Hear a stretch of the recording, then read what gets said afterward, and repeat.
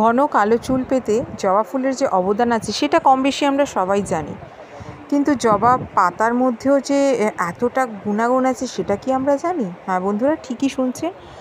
জবা পাতার মধ্যে এমন কিছু উপাদান থাকে যেটা আমাদের চুলকে গোড়া থেকে কালো করতে সাহায্য করে, চুল পড়া বন্ধ করতে সাহায্য করে এবং অকালপক্বতাও দূর করতে সাহায্য করে। তার মানে বুঝতেই পারছেন যে জবা ফুল যেমন চুলের জন্য উপকারী, জবা পাতাও সমানভাবে আমাদের চুলের জন্য উপকারী। তো আজকে জবা পাতা দিয়ে আমি একটা রেমেডি করে দেখাবো যেটা আমাদের চুলকে ঘন কালো করার সাথে সাথে চুল পড়াও বন্ধ করতে সাহায্য করবে। তো সেটা কিভাবে মাখবেন, কতক্ষণ থাকবেন, কিভাবে বানাবেন, সবটাই আপনাদের সাথে শেয়ার করব। তার আগে বলি বন্ধুরা, যেখান থেকে আমার ব্লগটা দেখছেন সবাইকে জানাই অনেক ভালোবাসা, শুভেচ্ছা রইল। যদি আমার ভিডিওটা ভালো লাগে তাহলে একটা লাইক দেবেন, আর যদি চ্যানেলকে সাবস্ক্রাইব করা না থাকে চ্যানেলকে অবশ্যই সাবস্ক্রাইব করে পাশে থাকবেন। তা না হলে নতুন নতুন টিপস ব্লগ কোনোটাই আপনারা পাবেন না। নতুন নতুন ভালো ভালো টিপস বা ব্লগ পেতে আপনারা অবশ্যই চ্যানেলকে সাবস্ক্রাইব করে পাশে থাকবেন। তো চলুন শুরু করি। তো সবার প্রথম বলি, জবা ফুল কিন্তু বিভিন্ন কালারের হয়, যেমন লাল কালারের হয়, হলুদ, সাদা, বিভিন্ন কালারের জবা ফুল হয়। কিন্তু চুলের জন্য যে জবা ফুলটা সবথেকে বেশি ভালো সেটা হচ্ছে লাল কালারের জবা ফুল। আর এইরকম জবা গাছ আমাদের প্রত্যেকের বাড়িতে একটা দুটো কম বেশি থাকে।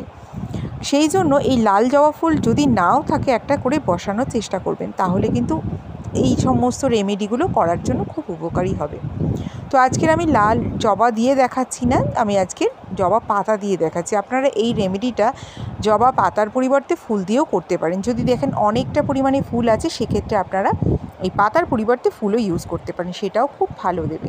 তো সবসময় তো ফুল থাকে না, ফুল সিজনেই হয়, সেই জন্য আজকের আমি জবা পাতা দিয়ে রেমেডিটা করব। জবা পাতার মধ্যে থাকে প্রচুর পরিমাণে অ্যান্টিঅক্সিডেন্ট, যা আমাদের চুলকে গোড়া থেকে কালো করবে এবং চুলকে শক্ত করতে সাহায্য করবে। এবার বলি কতটা নেবেন। চুলের লেন্থ অনুপাতে পাতাটা নেবেন এবং পাতাটা একটু বেশি পরিমাণেই নেবেন, তাহলে কি হবে, আপনারা পুরো চুলটাকে কভার করতে পারবেন। এবার কারোর চুল যদি বেশি হয় বা লম্বা হয়, সেক্ষেত্রে একটু বেশি পরিমাণেই লাগবে। তো পাতা ফুল দিয়ে যখনই কোনো রেমেডি করবেন, আমি প্রত্যেকটা ব্লগে আপনাদেরকে বলি, সেগুলো কিন্তু খুব ভালো করে জল দিয়ে ধুয়ে নিতে হবে।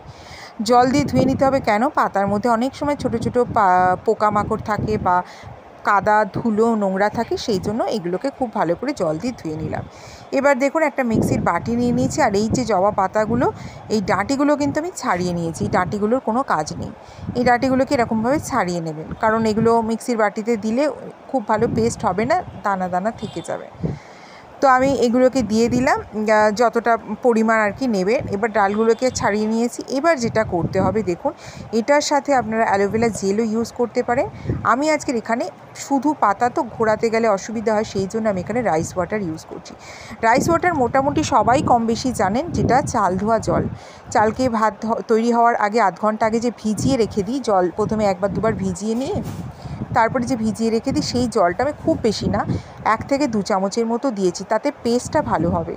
আপনারা না চাইলে নাও দিতে পারেন, কিন্তু চেষ্টা করবেন। তাহলে যদি রাইস ওয়াটার না দিতে চান, সেক্ষেত্রে আপনারা অ্যালোভেরা জেলটাকে ইউজ করবেন, সেটাও খুব ভালো কাজে দেবে। অ্যালোভেরা জেলটা প্রথমে আপনারা ইয়েলো কালারের যে টক্সিন আছে, ওই টক্সিনটাকে বার করে নেবেন, তারপরে জেলটাকে চামচের সাহায্যে বার করে নিয়ে মিক্সির বাটিতে খুব ভালো করে ঘুরিয়ে নেবেন, তাহলেই আপনাদের রেডি।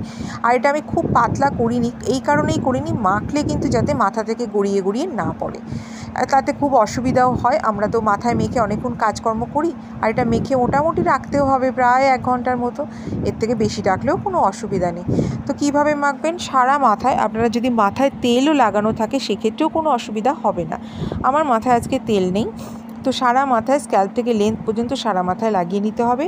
লাগিয়ে নেওয়ার পরে যেটা করতে হবে সেটা হচ্ছে, আপনাদের কোনো প্লাস্টিক দিয়ে মাথাটাকে ঢাকা দিয়ে রাখতে হবে। তার কারণ বলছি, আপনারা যদি প্লাস্টিক দিয়ে মাথাটাকে ঢাকা বা কভার করে না রাখেন, সেক্ষেত্রে আপনাদের যেটা অসুবিধা হবে, চুলটা শুকিয়ে যাবে, আর শুকিয়ে গেলে কিন্তু আপনাদের জল দিয়ে ধুয়ে তুলতে খুব কষ্ট হবে।